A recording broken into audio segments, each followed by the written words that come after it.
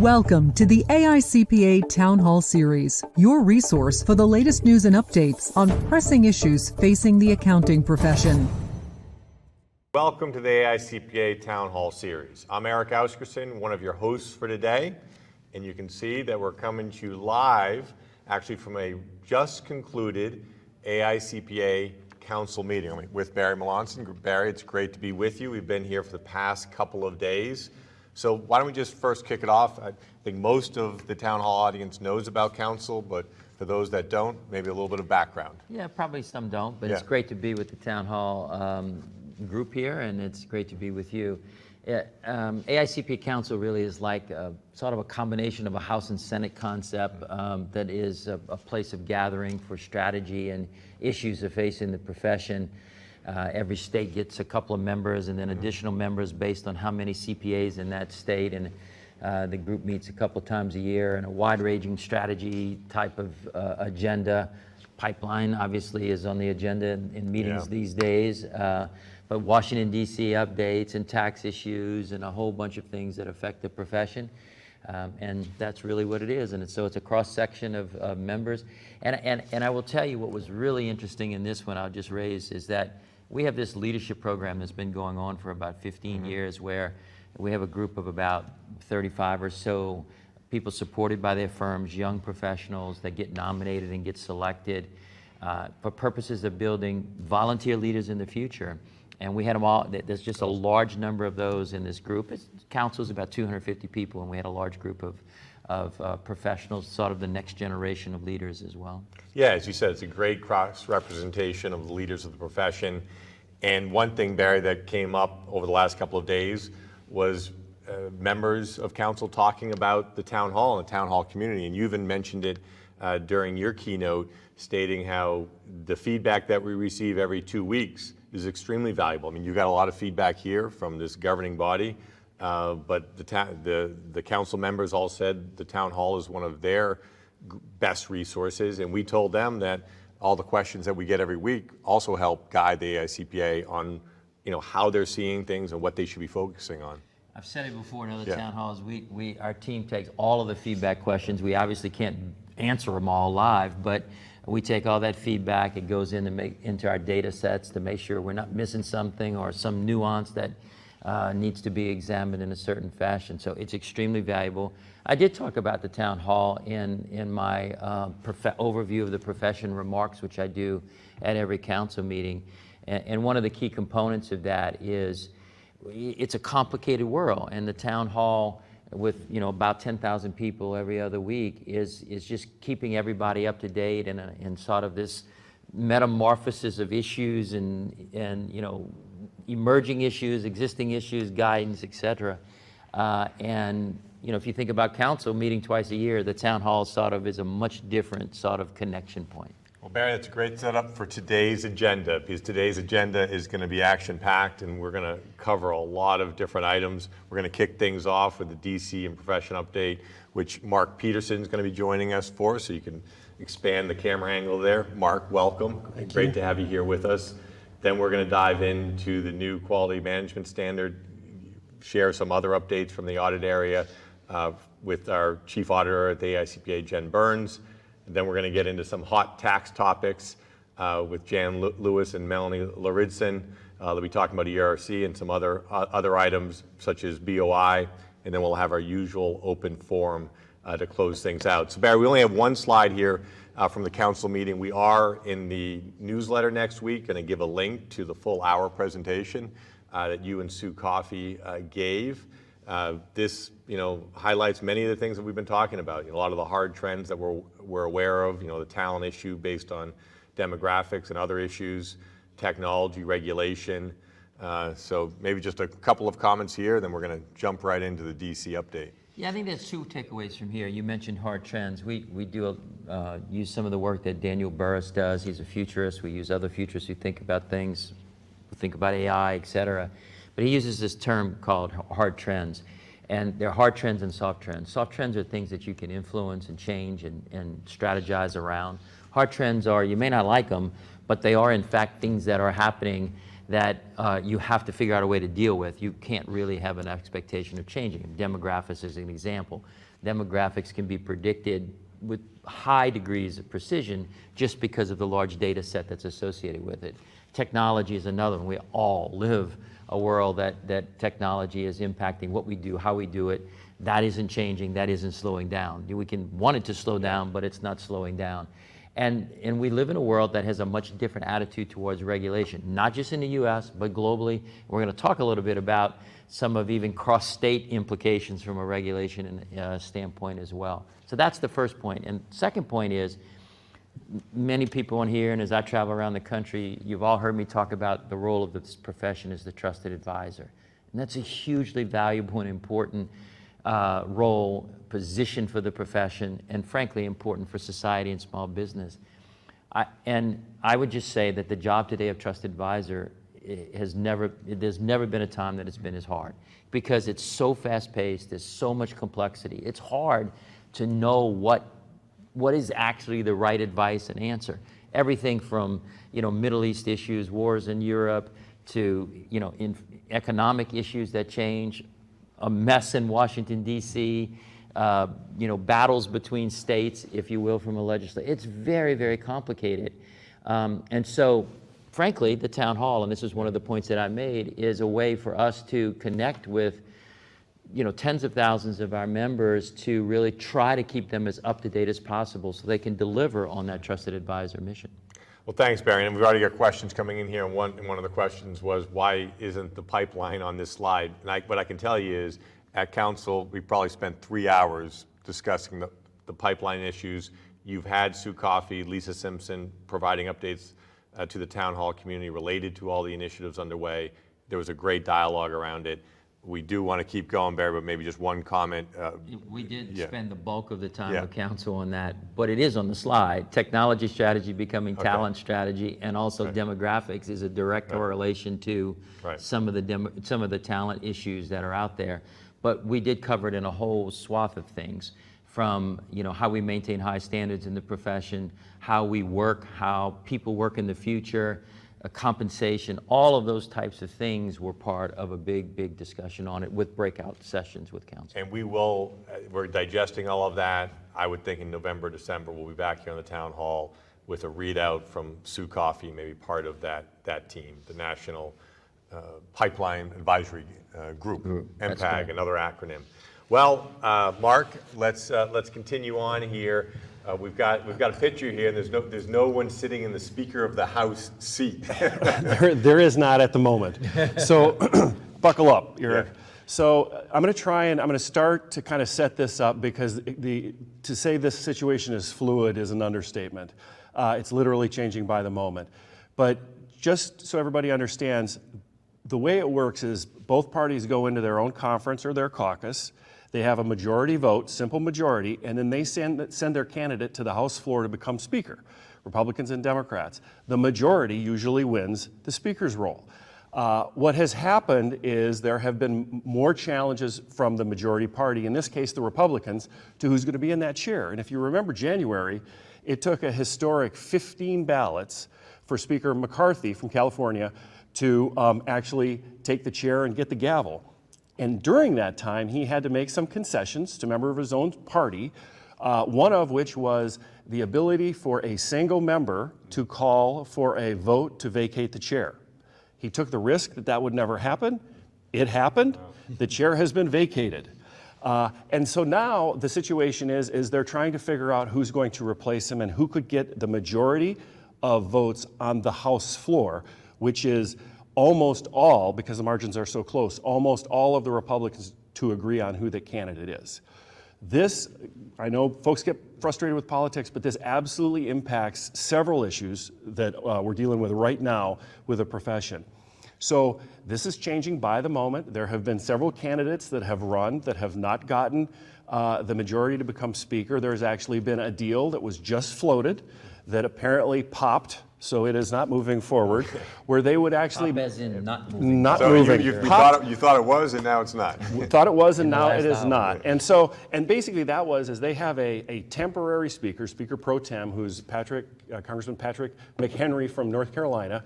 in a role where he has limited power. So he could basically call for the vote on what should be the official speaker, the formal speaker. There was potentially a deal where they would extend his powers for a period of time to get him through kind of this near term and maybe into next year. That deal has exploded, popped, whatever word we want to use, but it's not happening right now. And so they're basically back at the drawing board trying to figure out either a temporary solution or a permanent solution for Speaker of the House. Things are not happening. They can't move things on the House floor until they get a speaker to bang a gavel. And there's ramifications. Big. So one of the key components, right, is you can hit all these topics, but I think front and center is the funding of government. If this all gets sort of wrapped up into short-term continuing resolutions and things of that nature, is the implications to the IRS as it relates to January filing season? No, it's big. So we just will be, the last short-term funding mechanism will expire on November 17th. So we got through at least the October due date. But we don't know exactly what's going to happen on November 17th. There is some discussion that maybe the fact that they're losing days to deal with funding, that they would do another short-term extension, a continuing resolution to keep the government funded. But there are other options. There are options to do a long-term continuing resolution. There's one option which could take funding into January, and if you think about tax season, filing season, the IRS being heavily impaired, that's a real problem. But that's definitely a possibility that we're going to have to think about. There is not only pressure to get a speaker, there's also pressure for things like funding for Israel, Ukraine, policy issues that would be potentially considered to be attached to a funding bill like border security. So even if they get a speaker and even if they can figure out the length of a funding mechanism, there are other dynamics in play. Including whatever they do pass has to pass in the Senate as well. It's got to get to the Senate and then actually has to go to the president. So I think the number one takeaway, though, from a risk perspective, because we could talk about a lot of different pieces of legislation that we have front and center, is really the effective operations of the IRS, how they answer the phones, depending on where the funding goes to and how much staff they'll have, even if they are saying they're going to be answering the phones. And we understand from going through the COVID situation, when the automatic notices continue and the other elements of support are not there, we've lived through that and still to some degree feel the implications of that. And there's a plan at the IRS, but it's not necessarily a pretty option as we move into the first part of next year. Yeah, a lot of pressure points here. I mean, as you said, all these other funding items, and then, well, we had a shutdown. The last shutdown did occur in the December to January timeframe. We've had shutdowns in the past. The timing and the length is a big. They average, for probably the last 30 years, if there is one, is about 10 days. Sometimes they can be just a day where they work out a deal. But the other big thing, government funding impact on the IRS tax preparation, but there had been hope. There's always hope that there could be a bipartisan tax package at the end of this year. This disruption is definitely going to have a negative impact on the possibility of that. And there were some issues important to us that we thought possibly could have been included. Section 174, research and experiment, R&E, 1099K requirements, and also legislation for a safe harbor for extensions that we have been pushing extremely hard. Now, there was no guarantee it was going to make it in, but if there was a bipartisan package, at least there was a vehicle to move it, and all of those issues we have bipartisan support to move. The other thing to think about that's more long-term, let's say we get through all of this, is that we're going into an election cycle, 2024, and then in 2025 there are going to be some expiring provisions from some significant tax bills. TCJA and then the Biden IRA, Inflation Reduction Act bill. That will create an incentive for a larger tax discussion. Plus, it's the first term of a congressional cycle, which means they're more likely to do something big. So we've got to get through the short-term issue, and then we've got to focus on 2024 to set ourselves up for success in 2025 with all of these initiatives we're working on, which means continue to gather bipartisan support. Right. The tax issues are important to the practitioners as it relates to their clients, our members in industry, to their companies. Absolutely. And then, of course, like the SAFE Act, which is the safe harbor on individual extensions, is a piece of proactive legislation that we're supporting. And it, to be honest, it's a bit disheartening when you truly do have bipartisan support on some of these things, but bipartisanship doesn't even rise to being able to be part of the process of getting it through. No, the challenge is the process. We've got some good policy initiatives. We've got some, members of Congress that are very interested in putting significant effort into it, but the process has to work. The other issue I'll add, and I know we're going to have a discussion about that later in the town hall, is the beneficial ownership information deadline that's coming up. The issue related to the shutdown, and that is that the current temporary speaker, Patrick McHenry, is also the chair of the House Financial Services Committee, who is going to be considering a piece of legislation that would postpone that due date, which would have been extremely helpful. No guarantee it would have happened, but it's not going to happen unless it's considered in committee. So that's tied up in all of this speaker drama as well. Well, Mark, we're getting BOI questions, which we're gonna which cover. we're going to be covering Right. shortly. There was an Aon alert that was sent out that we're going to be talking about as well. So, but let's continue on the DC discussion here. Talk a little bit about 2024. I mentioned we're heading into an election cycle. I think there's two candidates matter. The issues that are in play matter. What's the reaction from voters of things like government shutdowns and the lack of a speaker? But there are also some larger kind of macro issues. For example, the 2024 Senate cycle advantages the Republicans just because of the states that are in play for Democrats. More states are in play, and the states that are in play are trending Republican: West Virginia, Ohio. There are several others. So you could see a situation where a current Democrat majority, narrow majority, flips to the Republicans. And then the House Republicans are facing some redistricting issues. So with a narrow majority of 5 seats, redistricting could make the difference in those races too. So you could actually see the management of both the House and the Senate flip. Right, and in the House, you also have what is the public's response to this sort of, inability to even elect a Agreed. speaker. And Agreed. so, yeah, we talk about divided government, and if you have both houses split, it's a much more treacherous situation. There's, it's just more difficult to try to get things through, and you lose an awful lot of time. Of course, we'd be talking about, beginning of 2025 then, but you lose a lot more time with them just reorganizing and dealing with the politics of the Congress as opposed to the issues of the people. And I think that's a big part of this map in the House, the narrow majority in the House. And then there's a presidential race in there too. That's right. So we're talking a lot about federal, but let's talk about some state action. And we've been in the town hall for the past year.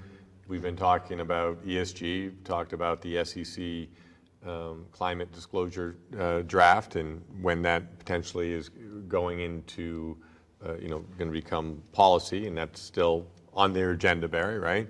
But what has happened here is, and we talked about this at a past town hall, is that the California law related to climate has passed and Has was become signed. law. Has become law. Right.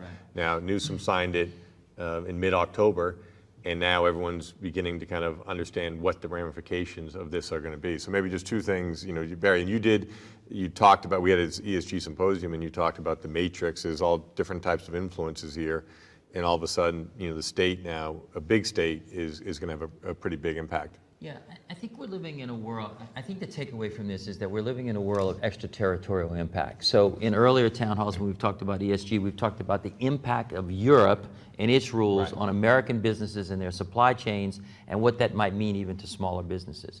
And now we have a situation where California has actually, as you said, passed 2 pieces of legislation into law. And the basics of the law is that it not only affects California businesses, but it affects businesses outside of California, including outside the U.S., that do business in California. And the threshold is $1 billion of revenue anywhere in the world and doing business in California.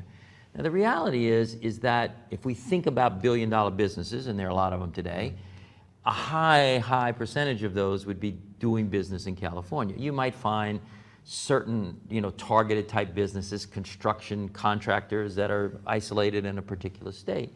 But a significant number of billion-dollar-plus businesses are going to be doing business in California. That then says you have these requirements to meet. And, and we get questions all the time about if I'm a small firm or a small business, how does ESG affect? Well, this is an example, because that $1 billion business, and pick your other 49 state, that's going to have a reporting requirement in California is also going to have a supply chain implication maybe in your state, whoever, what state you're in that you're listening to. The fundamental strategy point, or the fundamental disruption point, is really this extraterritorial process. You forget ESG per se, but we're living in a world, this adds to my complexity point, where this is becoming the sort of the order of the day. Countries enacting stuff to affect other countries, states enacting stuff to become affect other states. And then what happens? We have a system in the states today where states are not necessarily all on the same, alignment, right? We have states that are polar opposites of each other. So California passes this, you could see a different state passing legislation that's 180 degrees from this and tries to create almost retribution back in the other way. And then of course, your businesses, your clients, even your firms sit in this sort of vortex of all of that. And that's really the strategy point that I think we have to be sensitive to on what's happening in the world today. So just, talking to the town hall community, what we want to do is just kind of bring you this information related to the California climate, disclosure laws, these two laws that have just been signed into law.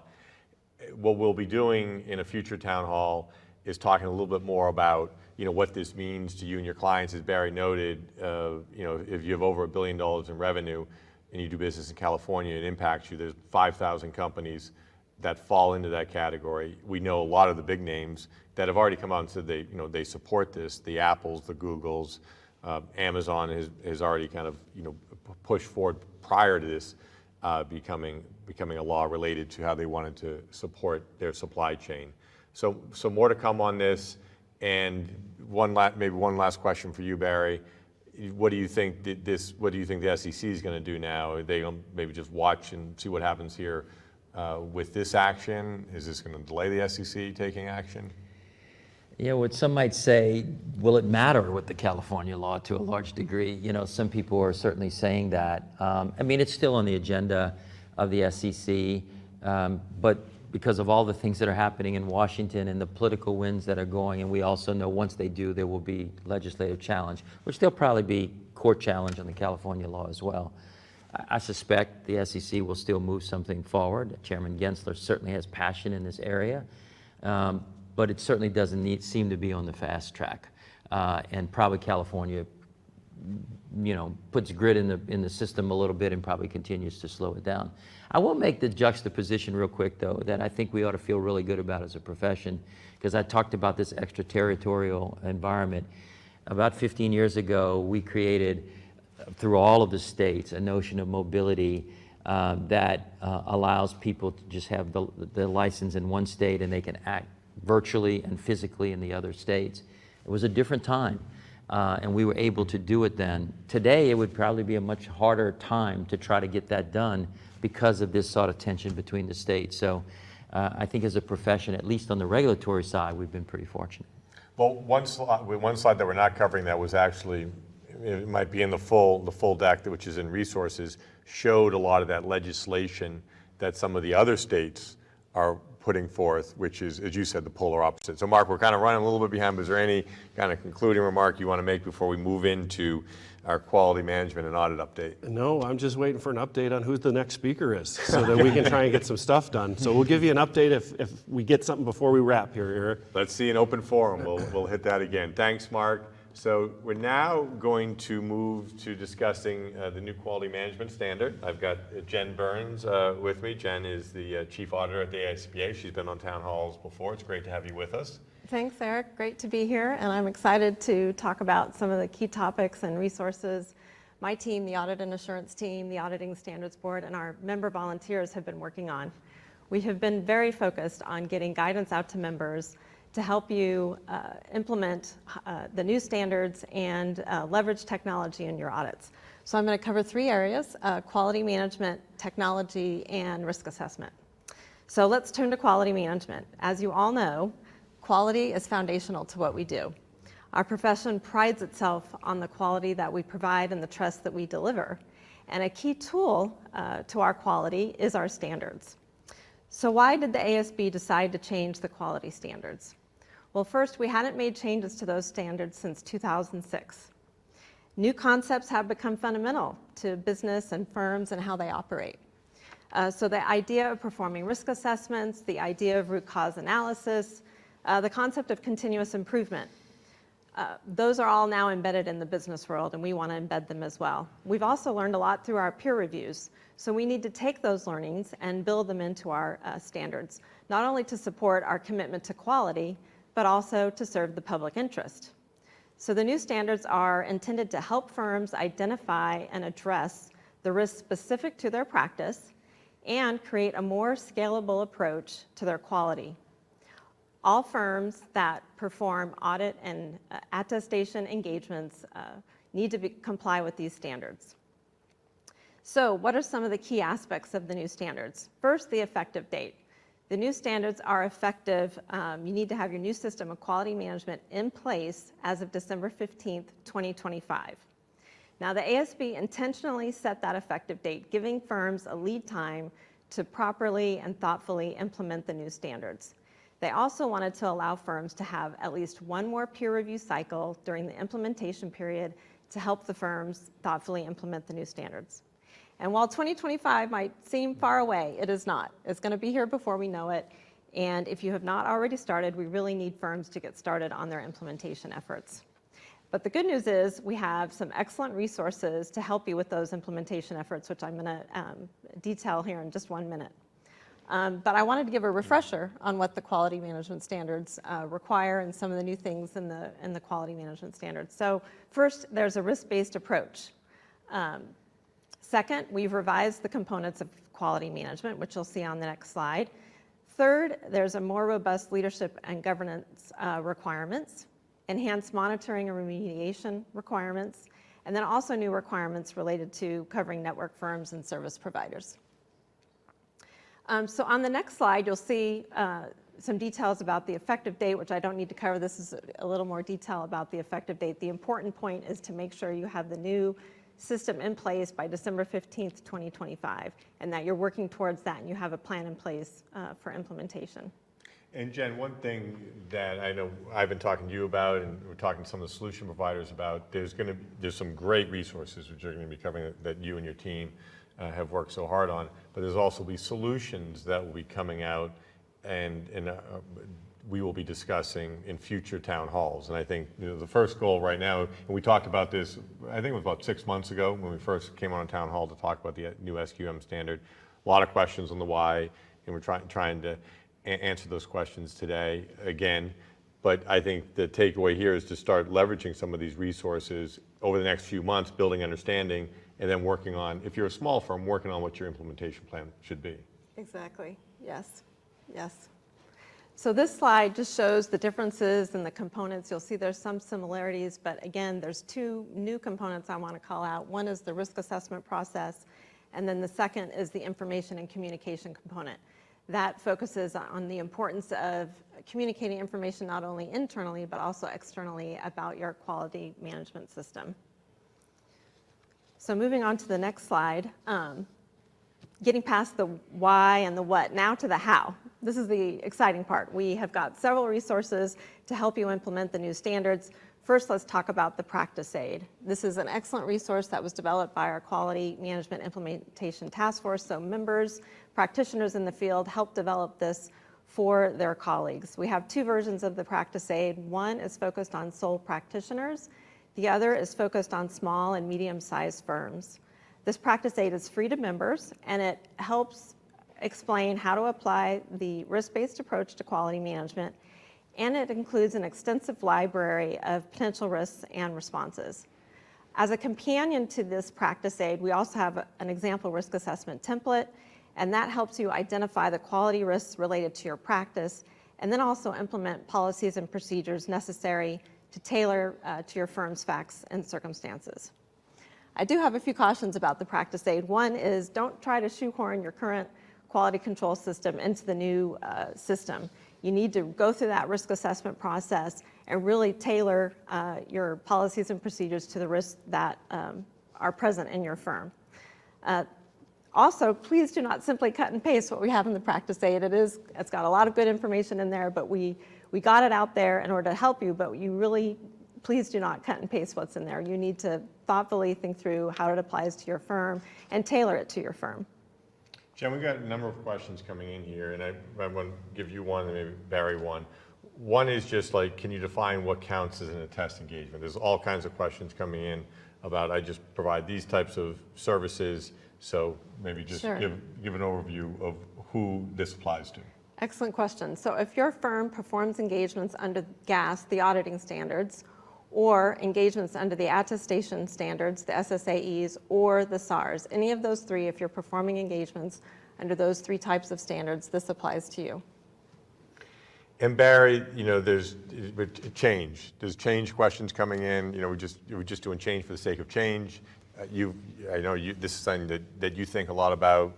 When you think about the why behind this being done, and the goals of the AICPA thinking about small firms and cost of implementation.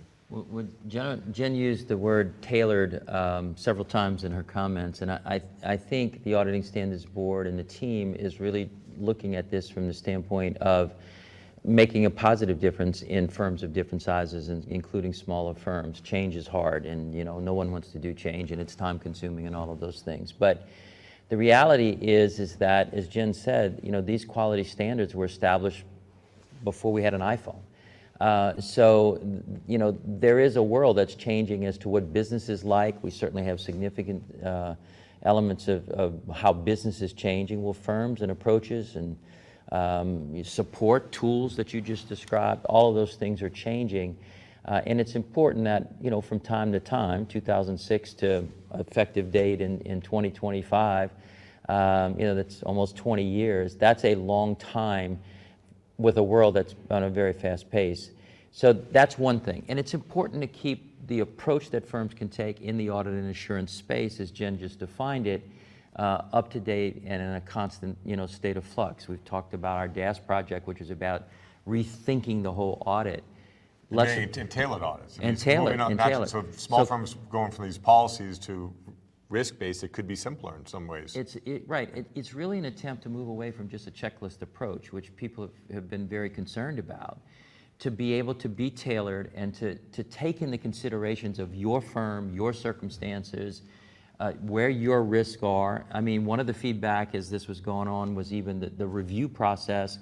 It was amended to allow self-review for very small firms, which was a big change that was not in the initial exposure draft.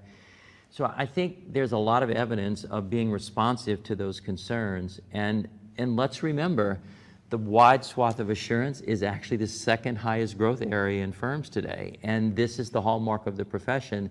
And so it's very important for that to continue, to evolve and be current in a world, frankly, that moves very, very, very fast. Well, thanks, Barry. And maybe Jen, here's a list of your resources, and this is the practice aid, and all of these are available at no cost. Exactly, Right. on our website, and this is the segment where I say, wait, there's more. We have all of these resources available for you to use to help you get started.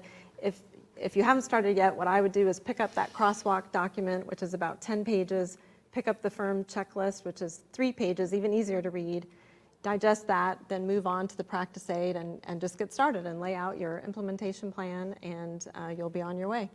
And the crosswalk, which is that 10-page overview, and the firm checklist are in the resource materials that you can get right now on this town hall. And in simple terms, the crosswalk is, how do you get from the old to the new? There you go. Exactly, thank you. And it's Yes. just 10 pages. So I know we've got two other items that we want to share with the audience. Right, yes. So the next topic I was going to talk about quickly is our technology practice aid.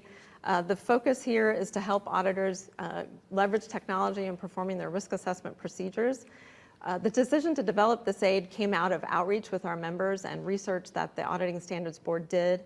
We conducted a survey with small and medium-sized firms, and what we learned is that the standards are not an impediment to adopting technology, but rather what auditors really need are some examples of how to incorporate technology into the audit and that they would benefit from those examples. So that was the genesis of developing this technology practice aid. The first part is focused on how to perform risk assessments leveraging technology, and it highlights the importance of obtaining an understanding of management's use of technology. In order to figure out how auditors are going to use technology, you really need to understand how management is using technology. It also gives examples of the commonly used tools and techniques that auditors are using, and then it gives an example contrasting a traditional risk assessment approach to a risk assessment approach leveraging technology.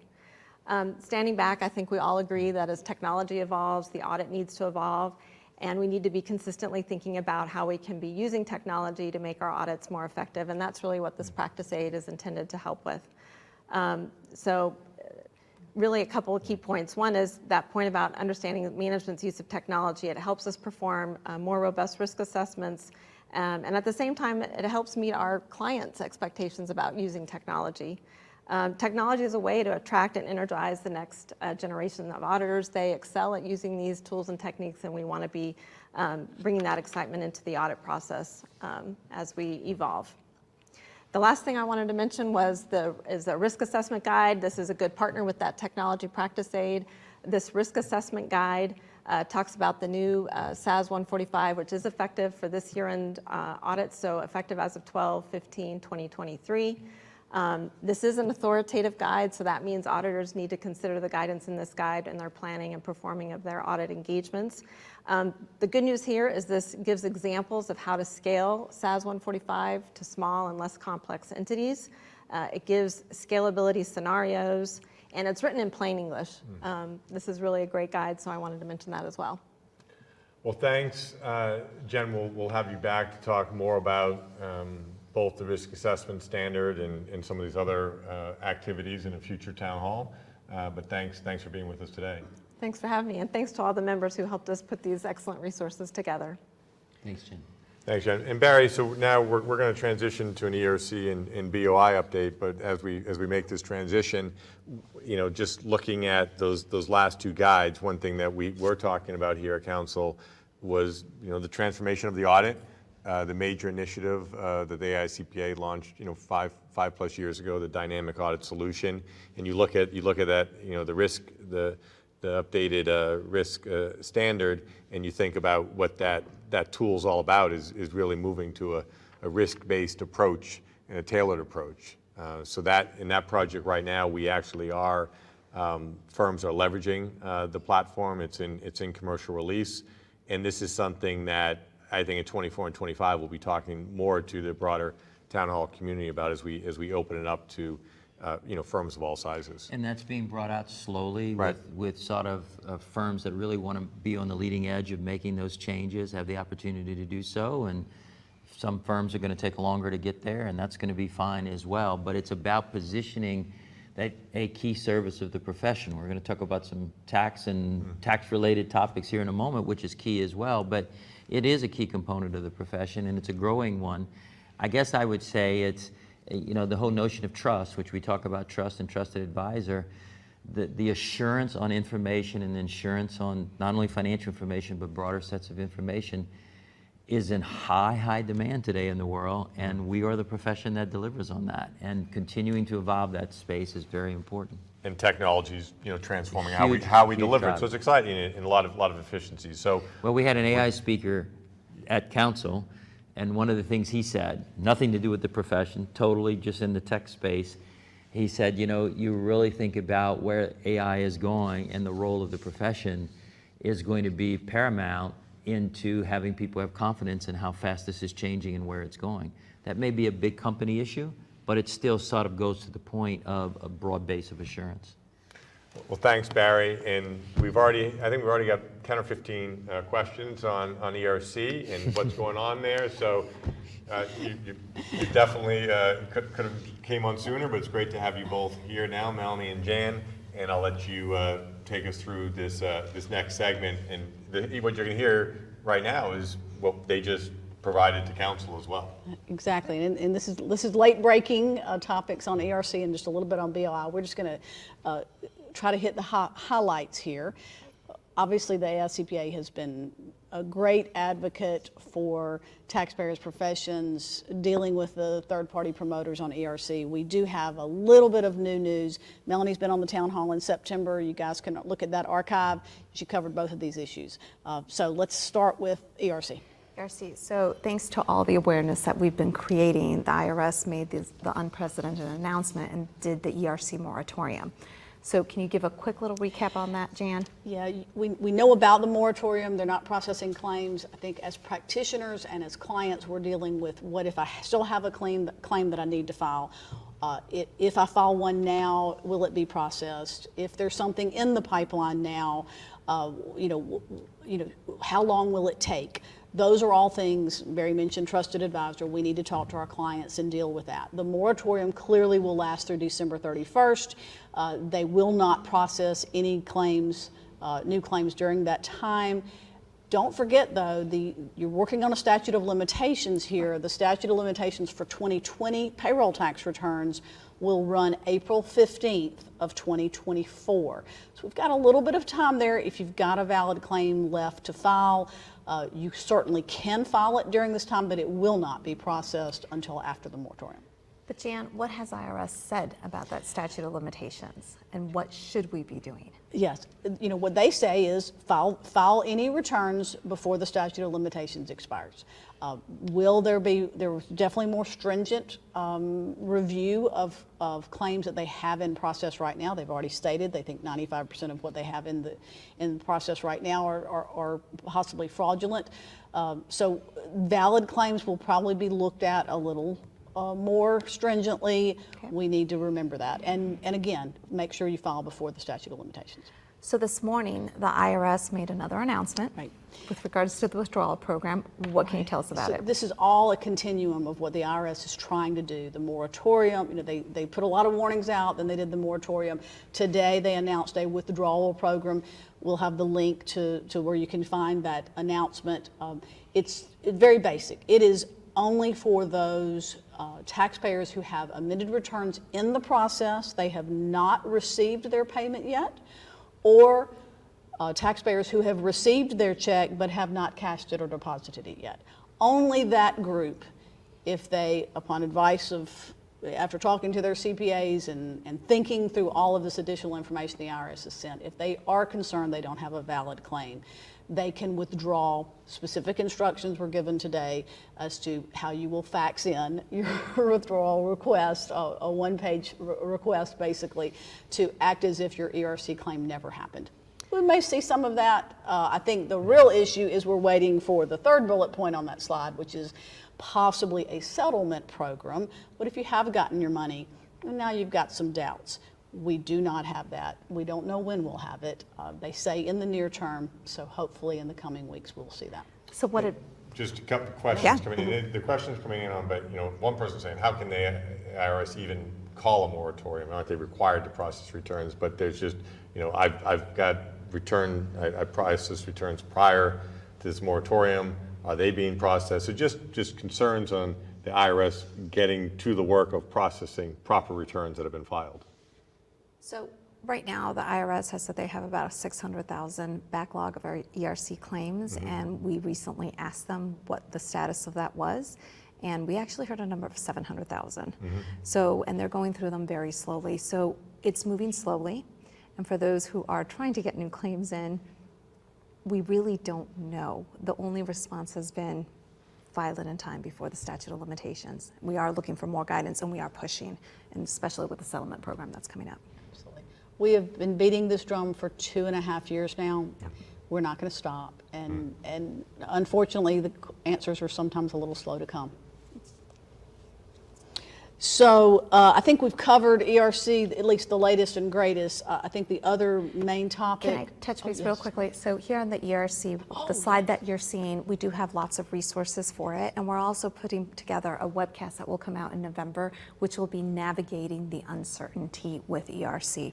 So good information to come. We're still pushing. We're still gathering. And that is, Barry talked about the complexity. I think the complexity, the uncertainty, as a practitioner, we need to know how to navigate it. And I also want to touch base on something that just came out 2 days ago. For e-signatures, since 2020, we've been pushing for permanent relief. During COVID, we got temporary relief, but that temporary relief was going to expire, and is going to expire in theory, on October 31st. But 2 days ago, the IRS took that temporary relief and put it into the IRM. So therefore, we are now getting permanent e-signature relief, and it is no longer required to have a wet signature on the forms. And it really is consistent to the temporary relief that we had and all the forms that were receiving that relief. And we have been, again, wanting that for a long time and very grateful for that. Last hot topic, we mentioned it earlier, and I think it's interesting, we were talking about the government shutdown on both the ERC, talking about processing, and beneficial ownership of information. The government shutdown could greatly impact that, in addition to IRS services, no question. So beneficial ownership, I'm going to ask Melanie to cover this. This is huge for CPAs, for businesses. Yes, there are some exceptions, but 32 million, is that right? Small business. 32.6 in the first year. In the first year, we'll have to report. There are all sorts of details. Who is accepted, who's not. Again, I encourage you to look at the town hall that Melanie had already covered some of this. But the most recent guidance is FinCEN did release some updated guidance since your last town hall appearance. So give us an update. They did. However, it's very limited in scope and very limited in time. So what they did is for new entities that are created in only 2024, instead of having 30 days to file, they're proposing a 90-day period to file. Now that's still tight, but it also excludes those that have corrected or updated original filings that they need to do. Those are still for 30 days. And again, the proposed rulemaking is just for 2024. So 2025, a new creation or new business entity that gets created, they have 30 days. So we are pushing, and we are in the process of drafting a comment letter asking for an extended and an expanded scope for that proposed rulemaking. We're asking for a lot of technical details on this, software, how will you file it, how will practitioners do this, what is the risk of taking on this service, not taking on this service. We had a good conversation at council about that. And I will just tell you, as a practitioner, I believe our clients will absolutely be looking to us to help them with these filings. And so you're going to talk about a risk alert and maybe Yes. just some things to consider. And just so that people are aware, FinCEN does look at us as being the trusted advisor that these business clients are going to be coming to us. They're actually developing software right now so that in the future we will be able to e-file on behalf of businesses for this BOI filing. Now, 2 days ago, Aon released a risk alert, and it has a lot of good information in there, and it walks you through the different risks associated with this engagement. But let me also be clear, anytime we take on an engagement, there is risk associated with it. So just like you would take on any engagement and you would go through a checklist of things that you need to do, you would do the same thing with BOI. There is limited guidance and it is new guidance, and as things come out, we will get more clarity. But right now, the way we're looking at it is make sure you understand your risk tolerance, the needs of the clients, how you can mitigate those needs of that client, and also, are you comfortable with the service that you're offering to that client? And you really need to look at it on a case by case and make a judgment call. Now, the Aon Risk Alert does provide good language for how you want to, if you don't want to take the engagement, and what you should put in your engagement letters. And if you are looking to take the engagement letters, you should also have a separate engagement letter for it, and it helps provide some language for the other engagement letters. And of course, there's unauthorized practice of law, but again, FinCEN believes that we are trusted advisors and we should be moving forward with this. And we've also heard from state bars. So again, like any other engagement and work that we do. Right. And I would make the argument that yes, we have to look at the risk of performing this work for our clients. I think we also have to look at the risk of not performing the work. Absolutely. Because if our clients expect our help and look to us as advisors, this is something we need to be knowledgeable about, we need to stay on top of, look at the risk alert. I think we're going to have a webcast. Again, we're going to have resources so that we can assist our clients, but also protect ourselves at the same time. Absolutely. So this slide that you're looking at right now has our landing page on BOI, and that has a wealth of information there that is available to everybody. But as of today, we released 2 new guides and resources, and that is the client letter and the updated FAQs. And those will be temporarily open to all members. So I really encourage you to hop on the line, grab those documents, and keep them for yourselves because they will be valuable as we start working with the clients. And some of the rules change for new entities after January 1st. There are Yes. all sorts of details that we won't get into here, but stay tuned. Absolutely. Well, that was a great back and forth. There's a lot of the questions that came in were about, even like with the Aon alert, were they saying, I shouldn't do it or I should do it? So your comments were spot on there. Barry, Mark, I mean, there's a lot of concerns about the penalties here, and it just seeing, you want to help FinCEN with this, but is this, do things need to be, further corrected related to this legislation? That comes back to, Mark, what you said at the beginning, It with matters. Patrick McHenry's, the bill he's trying to push forward. It matters. So what's going on in the Capitol right now matters for something just like that. The deadline's closing in. Unfortunately, we've been probably the noisiest on the issue. There's so many small businesses that don't even know this is coming.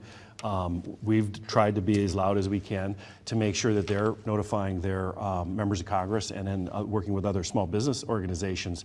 But it's going to hit hard and loud, and we're trying to tell members of Congress to get ready for the noise. And we, again, have been extremely supportive of the delay bill. National Federation of Independent Businesses, what did they say? I mean, how many people? 10% are aware of this. So 90% of your clients, based on that survey, are probably not aware. But when they realize there's a $500 per day penalty for not filing your BOI report, they'll need to get knowledgeable pretty quick. Right. Yes. And jail time, that's right.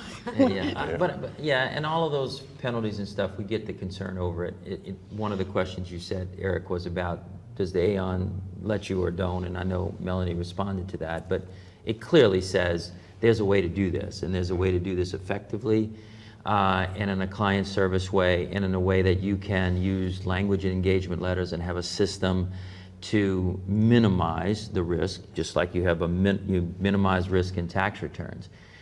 I would just add, I think we need to, again, I'll step back and say, why do we have this? Why do we have this? And this is part of a global anti-money laundering initiative. Now it is, it's more complicated in the United States because we have a more complicated tax system, right? We have the ability to have rental property in an LLC or a schedule, a proprietorship where we put it on a Schedule F, or we can do all of these different types of entities, S-corps, et cetera. We have a very complicated system. And so when things like this roll out, the complication affects the implementation.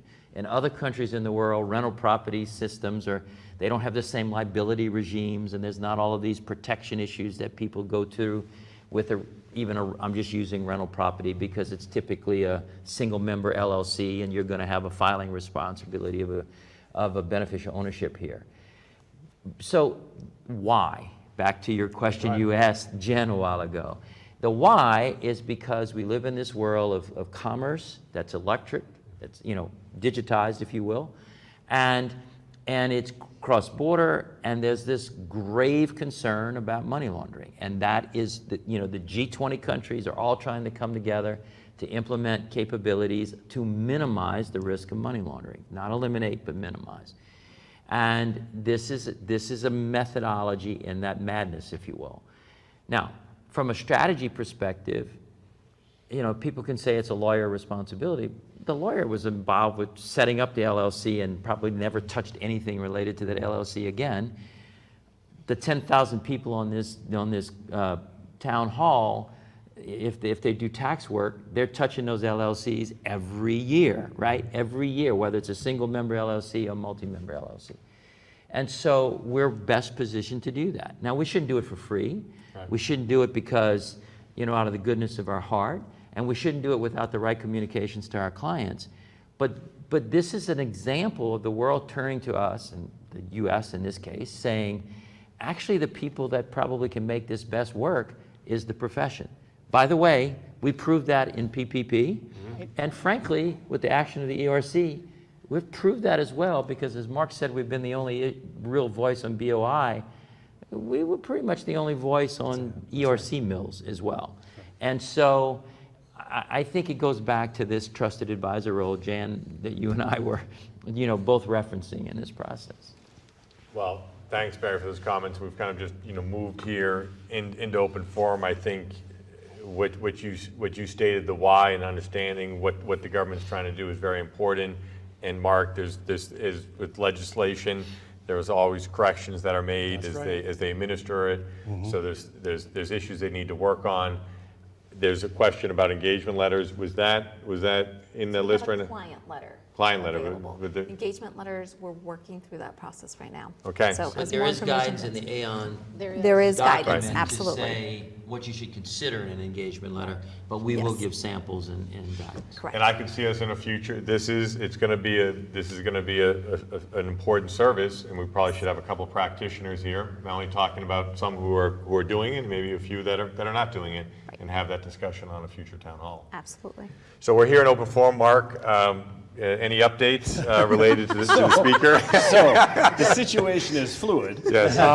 But the team is walking the halls. A couple things. It looks like Congressman Jim Jordan from Ohio, who has already lost on 2 ballots, is headed for a third to try and just, you don't know till you have the vote.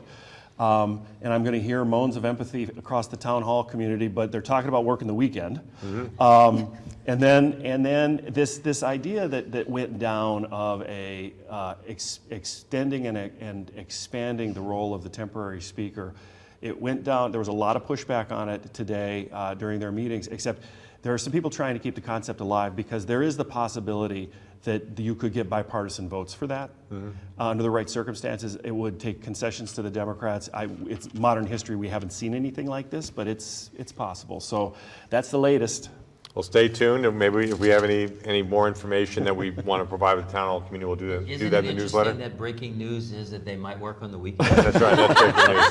I know. So with that, I Mark, first I want to thank Mark Peterson, who leads the advocacy area. Thanks to you and your team for all the work you're doing. Jan Lewis, who was the chair of the AICPA Tax Action Technical Committee, a lot of leadership. She's testified in front of Congress. Great practitioner. So thanks for all you're doing. Thanks for being on the town hall again. Thank you. And Melanie as well. So Thank you. and your team. With that, we'll move, and Barry, I'll let you have closing remarks, but it's great having you here with us as well so regularly. So here's in summary, this is something that you can leverage with your clients or members of your firm or company.